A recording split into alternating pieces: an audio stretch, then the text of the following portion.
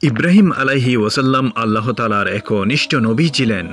ইব্রাহিম তার পিতাকে অনেক বুঝিয়েছেন যে মূর্তি পূজা করো না, তা তোমার ভালো করতে পারবে না এবং ক্ষতিও করতে পারবে না। একমাত্র আল্লাহকে বিশ্বাস করো এবং আল্লাহর ইবাদত করো। অনেক বুঝানোর পরও বোঝার চেষ্টা করেনি। একজন নবী কিন্তু তার পিতা ঈমান আনেনি, তাকে কি কিয়ামতের দিন ক্ষমা করা হবে? এই হাদিসটি শুনুন, তাহলে জানতে পারবেন। রাসূল সাল্লাল্লাহু আলাইহি ওয়াসাল্লাম বলেছেন, কিয়ামতের দিন ইব্রাহিম তার পিতা আজরের সাথে দেখা করবে। তার চেহারার উপর থাকবে বিষণ্ণতা ও ধুলোবালি অবসাদ।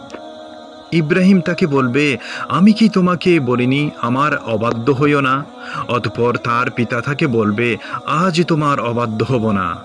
অতঃপর ইব্রাহিম বলবে, হে আমার রব, আপনি আমাকে ওয়াদা দিয়েছেন যেদিন উঠানো হবে আমাকে অসম্মান করবেন না।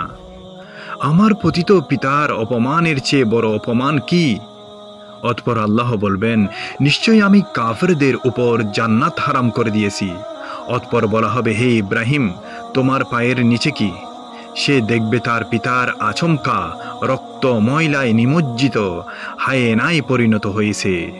তখন তার পা পাকড়াও করে তাকে জাহান্নামে নিক্ষেপ করা হবে।